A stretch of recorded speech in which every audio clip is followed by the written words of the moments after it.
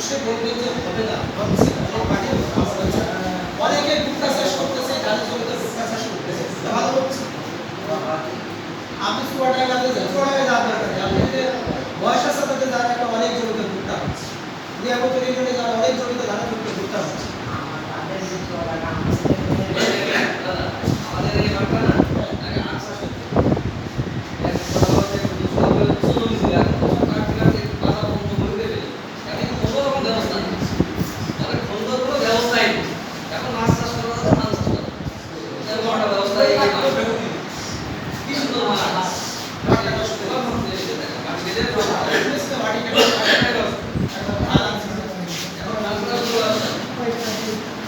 আরেকটা বিষয় আপনারা জানেন, এই যে আমরা এখন সার দিচ্ছে, মাটির কিন্তু মাটিতে যে আগারগুলো থাকার কথা, মাইক্রো আগারগুলো থাকার কথা, যেগুলো থাকার কথা, সেগুলো কমে যাচ্ছে।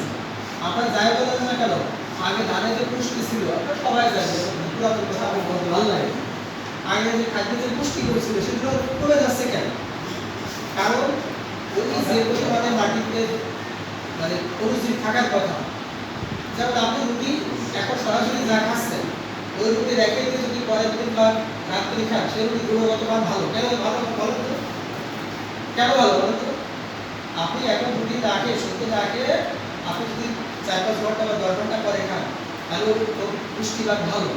কেন ভালো হয়? কারণ ওখানে অনেক উপকারী ব্যাকটেরিয়া ওখানে আসে, যার কারণে ওইটা খাওয়ার পরে আমাদের উপকার হয়। ধরুন ভাত এখন বলা হচ্ছে যে সদ্য গরম না হয়ে ভাত ফ্রিজে রেখে পরের দিন গরম করে খান, অনেক উপকার বেশি।